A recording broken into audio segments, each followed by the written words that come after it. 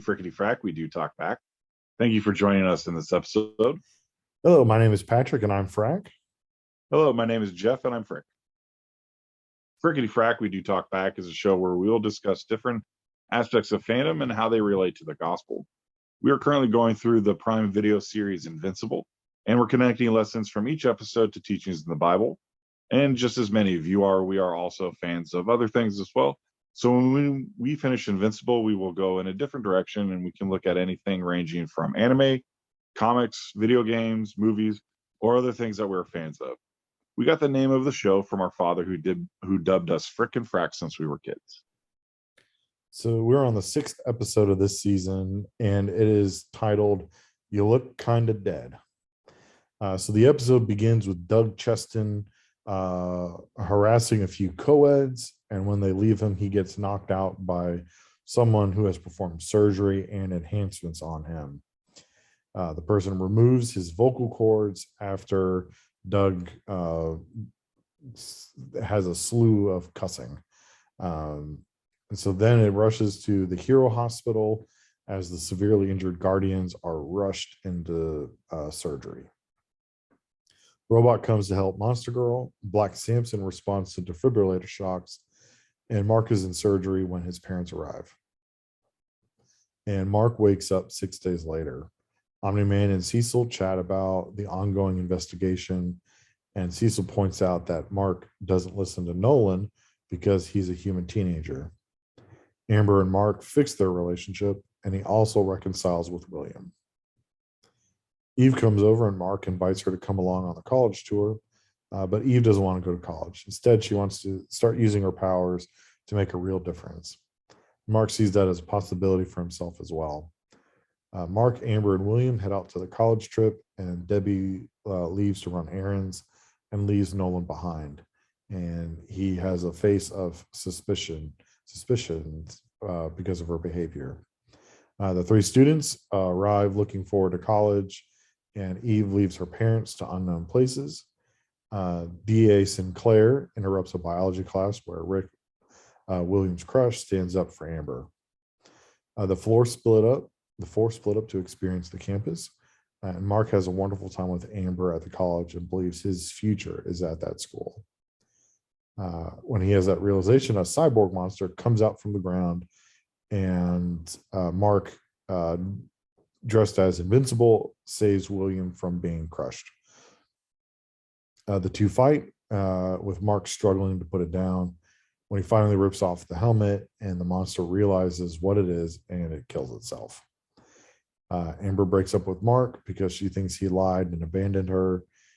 D.A. Sinclair grumbles about the cyborg and sets his eyes on Rick. One of Robot's drones arrives with something that will help Monster Girl recover. Debbie talks with Art about Nolan's costume, and he reveals that Omni-Man killed the Guardians. And you see Nolan hovering outside Art's shop. Mark, Rick, Amber, and William get ready for the evening, and we see some of the new heroics of Adam Eve. Robot meets up with the Mahler twins to talk about the progress of the cloning process. William and Mark chat about being a superhero, and as Amber comes out of the shower, she gets invited to a party, and as Rick video chats with William, the connection goes out. They all go their separate ways, where Mark and William separate to go look for the other person. Monster Girl wakes up to talk about her recovery. William searches and finds the sewer that Rick was dragged down and follows. Nolan and Art chat over beer, talking about good old times. Art is nervous throughout it. Amber is talking with a guy when Mark gets a call from William, who has been captured by a cyborg, where he meets D.A. Sinclair in his lab. Mark chases after them when he gets jumped by three cyborgs. As they fight, Rick's helmet gets removed. William appeals to Rick's emotions, and he helps Invincible fight off the cyborgs. They win and knock out D.A. Sinclair. Cecil is impressed by Sinclair's tech, and Nolan comes home to a drunk Debbie accusing him of killing the Guardians, and he does not take it well. Then the episode ends with two kids digging up Immortal's grave, wanting to take his powers when the Mahler twins arrive.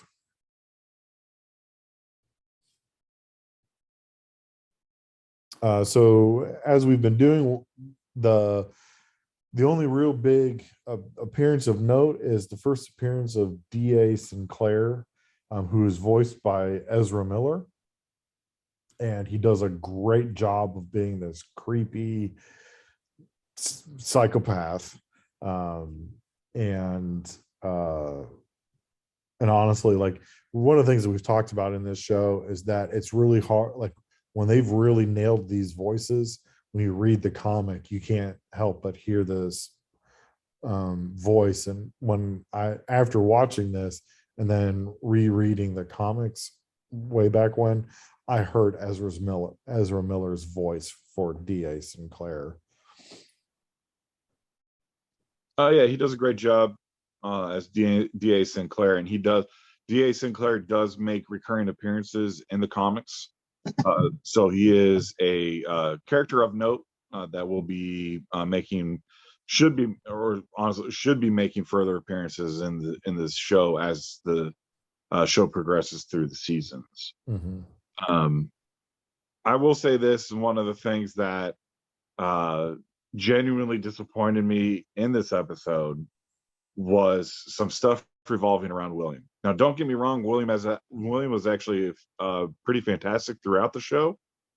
This particular episode, glad to see him back. He's been kind of absent last couple episodes, and especially because of how much he meant to the series in the very beginning as Mark's best friend.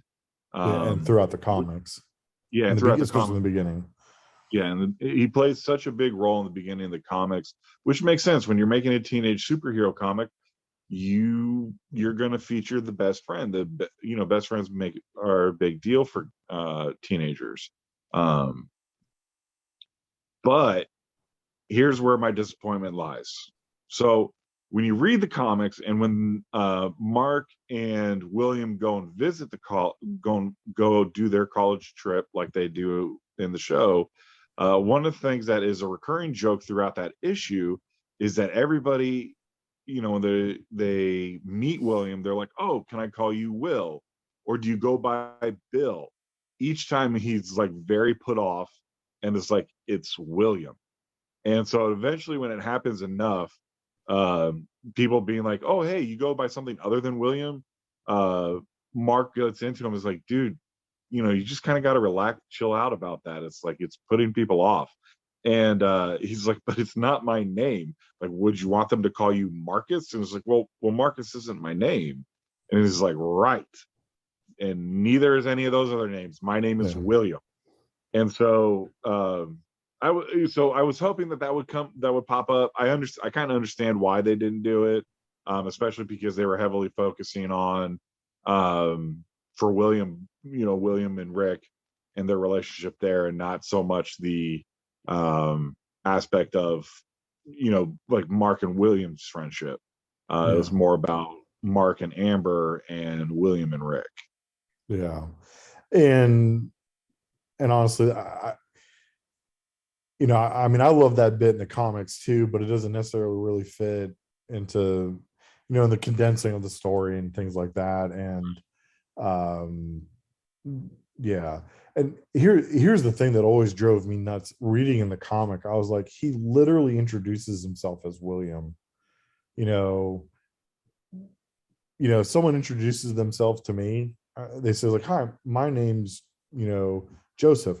I'm going to refer to them as Joseph, not Joe or Joey." Like, if I develop a friendship with Joseph, I might eventually broach the subject. But I mean, if he introduces himself as Joseph, I'm calling him Joseph. Right. Um, so that always drove me nuts for William. Like, I saw his point, but I mean, he was being kind of a jerk about it. But that was all because of subtext of William's character, sort of, in the comic. Well, yeah, William's character was much more fleshed out in the comics than it has been so far in the show. So, like, for instance, one of the things too is that one of the things that's a little different between Mark and William is that Mark was not the one that they were worried about getting into college. William was. Like, William was not a good student in the comic in the beginning. And Mhm. so the fact that like William is now laid out as this potential pre-med student, which, by the way, if you're not aware, getting into pre-med is difficult now. Or not that it wasn't even when the comic was first coming out, but it's very challenging to be in pre-med. And so the fact that that's even a desire of his shows that William is a much more diligent student than his comic counterpart was. Yeah. And so with this college trip, you always get, you always have those concerns. And I love this, that, Debbie, as they're driving off, she's like, no alcohol, No drugs. and no drugs, and no sex. Yeah. And I Which was is like, really embarrassing to say in front of your girlfriend and then your best friend too. It's just all sorts of awkward absolutely. but a very motherly thing to do. Oh And yeah. so it's just so yeah, like I enjoyed that. And again, it's the things about those moments that I just really genuinely love about the show, where it's real. This is a real interaction. This is really stuff that parents say.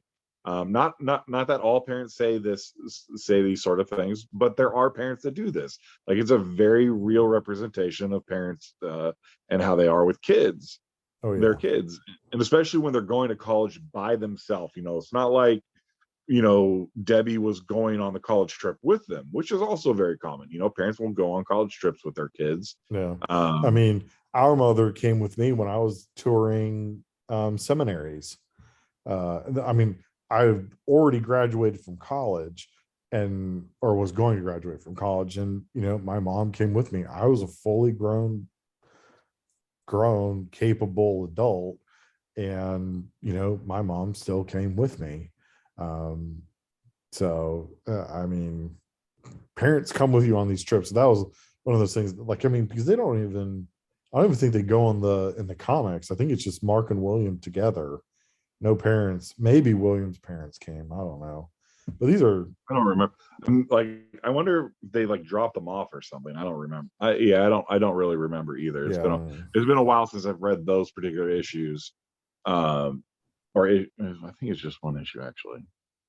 Um, I don't know. but anyway, um, yeah, and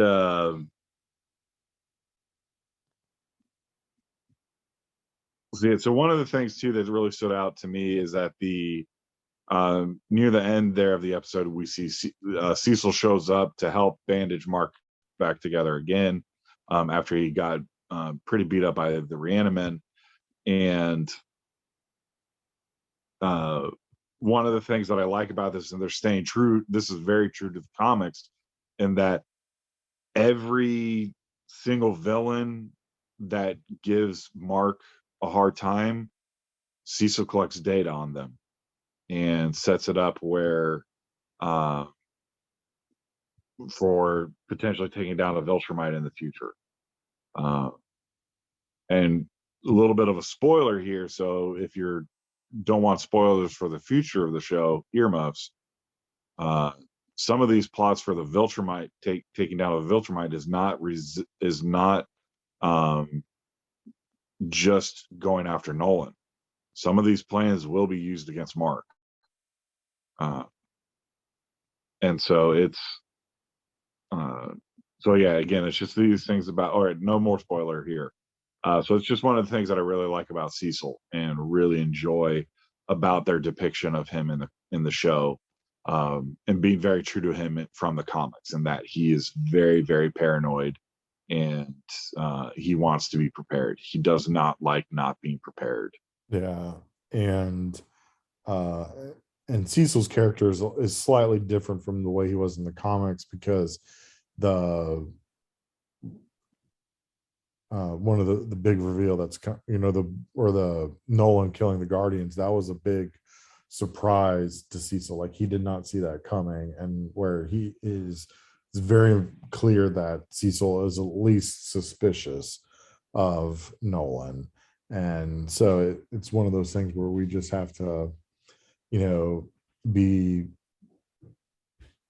he's being prepared, and they've changed that a little bit about Cecil from the comics, and and I really like what they did. Just this, even just the slight tweaking of it that that Cecil did. The change in Cecil is really good.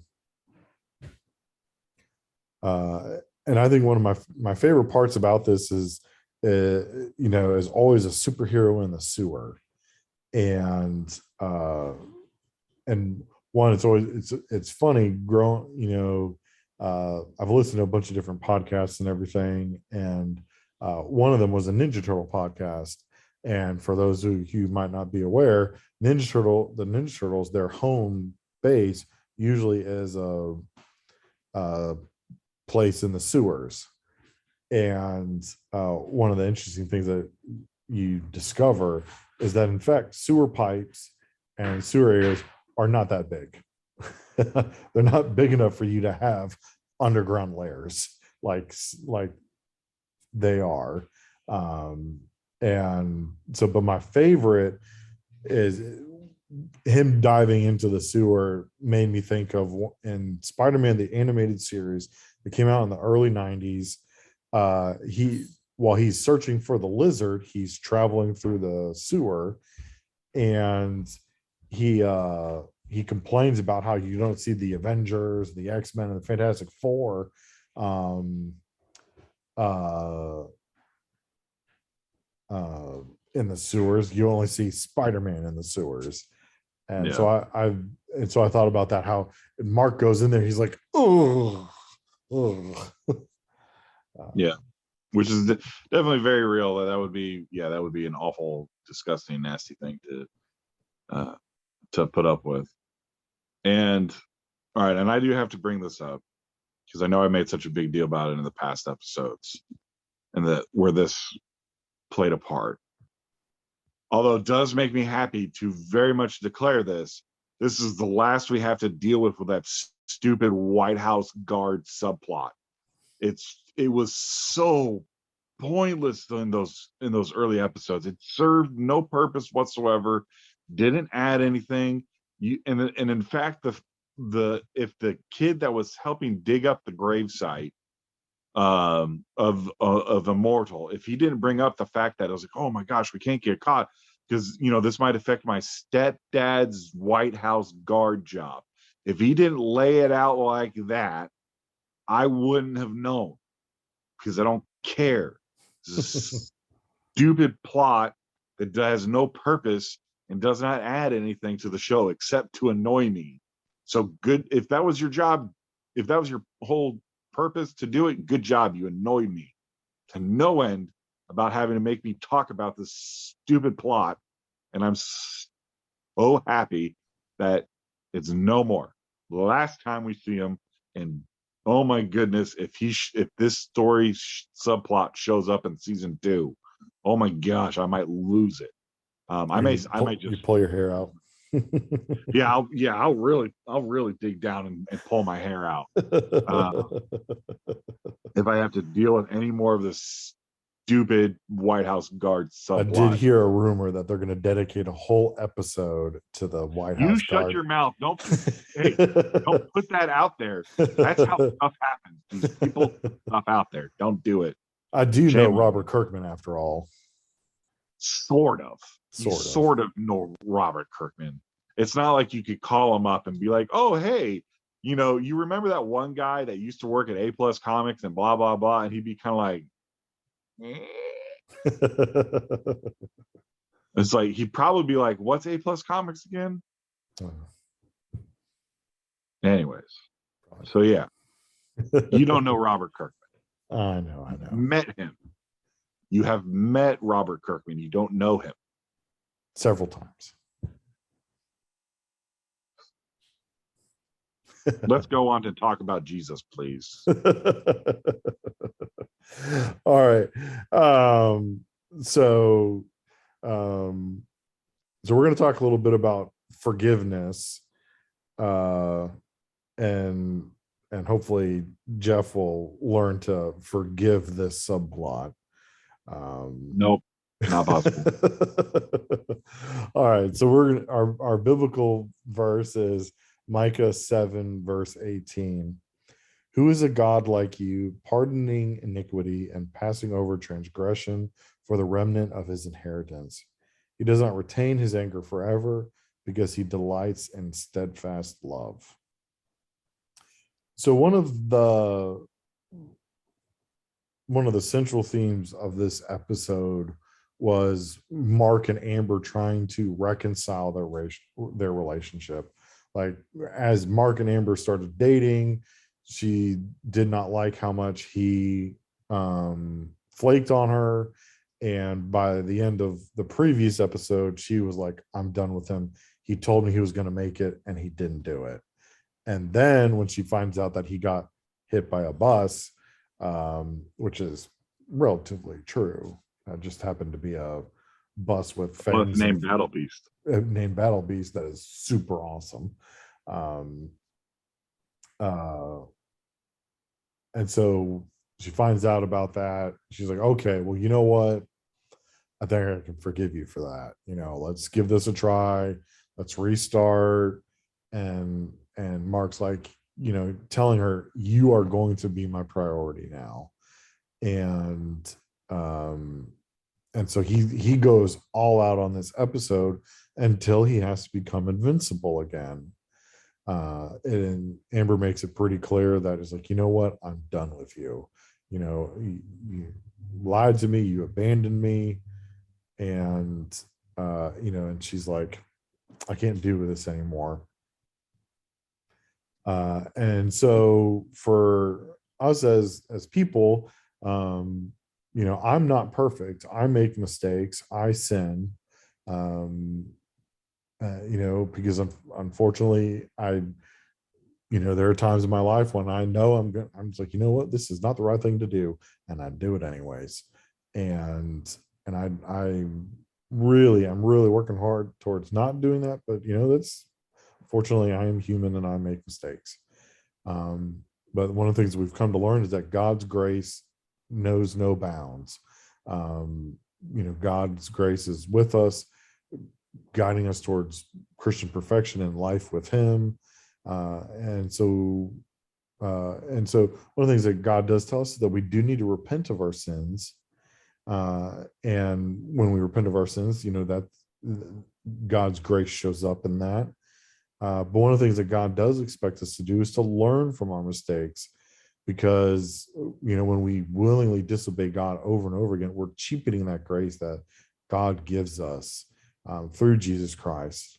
And so what Mark was trying to show Amber, that he could do this steadfast love that she was wanting. She was wanting her to be a priority. She was wanting to be a priority in Mark's life, and Mark wasn't able to do that. Despite Mark kind of like, you know what, I don't really want to be invincible.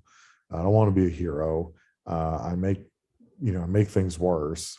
And so it's for us as Christians, we are called to do the same thing. We are called to show our steadfast love to God, because God is showing us His steadfast love to us. And so hopefully we can learn to do that. Yeah. So one of the things that, like Patrick was saying, the whole driving force of this episode was Mark pretty much coming to the decision because of what happened to the Guardians, because he got manipulated by Stone. Although I don't know if he quite picked up on the fact that he got manipulated as much as that he got, they got their butts whooped, and to the point where Monster Girl almost died because he got involved. Black Samson almost died because he got involved. He almost died because he got involved. And up until this point, up to this point, Mark hasn't been super successful against he hasn't been a successful superhero. He's actually failed quite a bit, with the exception of the random, loser, the previous episode Yeah, the where he loser starts, montage. the training montage, more or less, where he's starting to kind of get his act together. But when he realizes how much pain he's caused, it's like, no, I can't do this. I can't be a superhero. I'm not good at it. Um, I make things worse. I make things worse. People get hurt because of my actions. So it's better for me to just give that up and be Mark. And well, the thing that hurts, I think, for Amber a little bit is that she sees what Mark could be if he was fully committed. If he wasn't, he's not like technically cheating on her, but he's cheating on her with superhero work. And so if he wasn't betraying that trust, um, he actually is a great boyfriend from what it shows in this, when they're like doing that tour of campus and, and, they have a great chemistry together. When he looked at, at the beginning of the episode, when he asked for a restart on the phone conversation and, and so then Amber does the cute little thing, hey, handsome Mark Grayson. And so then they start talking and they reconcile and I they love go that. on the college trip together. And it's great. And so it's something that Mark needs to come to grips with, is him keeping the secret from her, keeping this hidden, uh, is greatly negatively affecting his relationship with her. He can't be truly himself around her without telling her about it. And so he needs to decide how important she is to him. And so far, he has not been able to do that. And so so so what it boils down to is that he's lying to her and he's cheating on her, and this in the grand scheme of, and from a certain point of view. And so one of the things that is so important for us in our walks with Christ, and because again, if you're truly going to be a disciple of Christ, if you're truly going to follow Christ, it means your walk is not alone. You are going to your goal as a follower of Christ is to have your walk impact the world around you. And so if you're not upfront, you're not open, you're not real about it, then you need to, then you're not going to be truly effective. You're not going to have that impact if you're not honest. And so, and that's also in your ministry, in your own ministry, as it grows, you need to be honest with the people in it. You can't keep stuff hidden from them. You've got to be real. um One of the best lessons I ever taught, um was in this one. It was a Sunday school class. I had no idea, like, in all honesty, it was, um I didn't know how long uh, the class was going to last, because it was going to solely be up to the people in my class. And we had about 15 kids in the class this Sunday. And I had been, at the time, I'd been going through I'd been teaching the class on um, the book Not a Fan, which is a great book. If you have not read it, it's absolutely phenomenal. Um, but I've been going through it and I was reading the chapter and I was just like, and the chapter just really spoke with me because I've been keeping some stuff hidden. Uh, and honestly, because I was ashamed and I was embarrassed. And so I opened up with the class. I don't remember exactly all that I talked about, but it wasn't a lot. Like I didn't talk a whole lot. Like I maybe asked a question or two. But then I started a confession. I was just like, hey, I need to stop being a fan and I need to be a follower. And so in order for our ministry to move on, to go forward, I need to tell some people, I need to get some stuff off my chest. I and one of the things that I actually, a realization that I had gotten while doing this lesson, was that I'm actually a very proud person. I don't act like it. I try to be humble. Um, and by the way, I can out humble you. No, I'm just kidding. Um, but I was very proud, and part of that was because and my pride was preventing me from being open and being honest. And so I talked about my pride, how my pride was getting in the way of me being honest and being effective. And so it also led to confessing some other sins of mine, like struggles with pornography.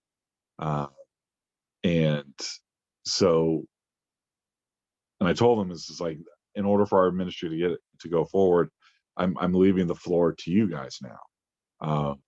What are some stuff that you guys need to get? What are some obstacles that you need to get out of your life and out of the way? And so that class went on for another hour. So that, and honestly, it would have kept going if we didn't get interrupted. And people that were trying to that normally use our room during service, didn't interrupt us, which made me very annoyed that happened.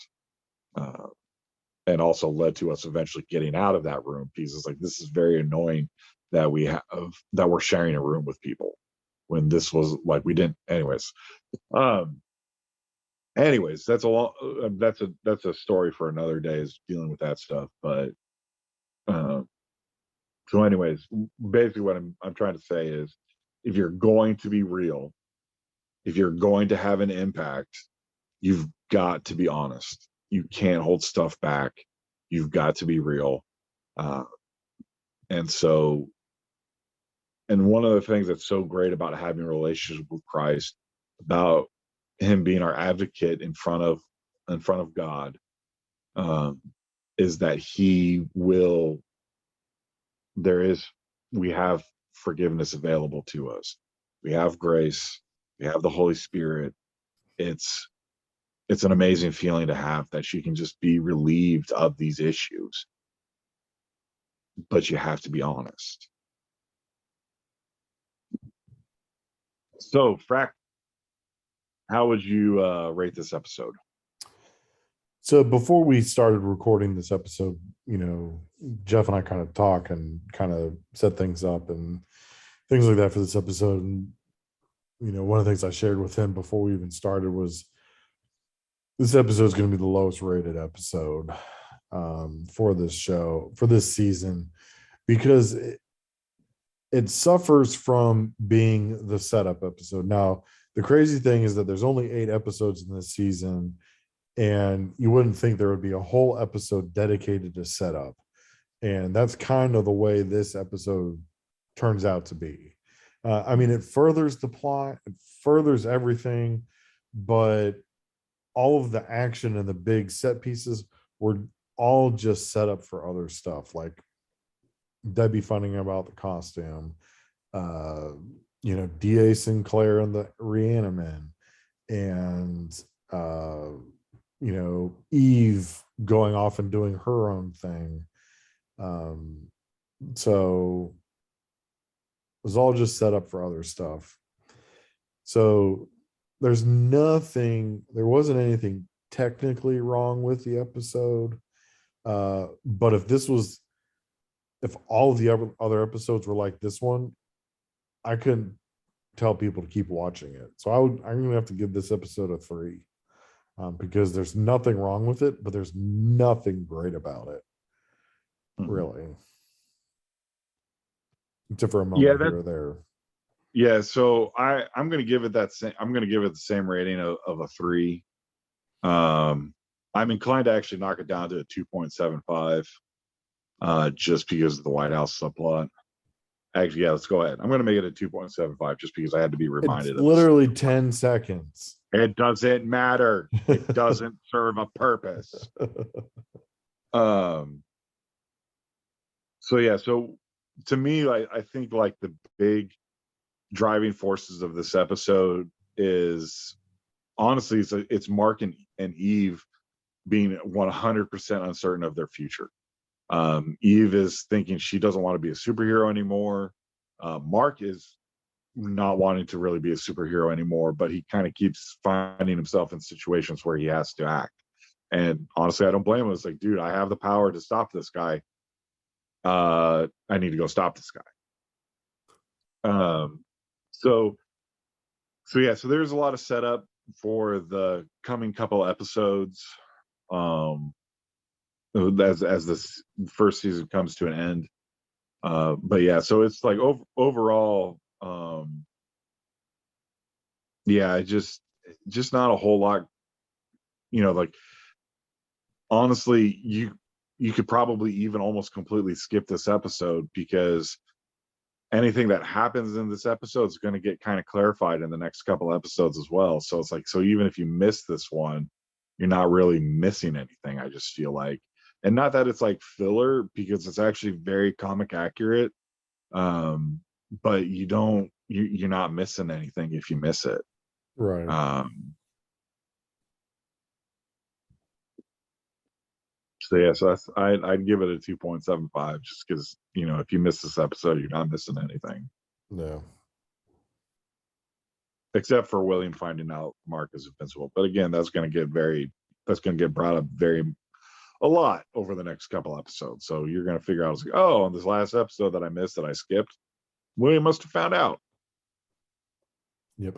Oh, and Amber's mad at Mark. Oh, what else is Oh, new? shocker! And again, not that she's not justified, but again, it's kind of her thing at this moment is being mad at Mark. And are they together? I don't know. I'm just pissed at him because he can't ever do anything except save the world. No grace for that. Yeah. So anyways, anyone with any questions for us about any of the biblical lessons that we've talked about in this episode or any of our other discussions that we've talked about, ask us questions, hit us up. And it doesn't even necessarily have to be just about Invincible. It can be anything, anime, comics, anything in general.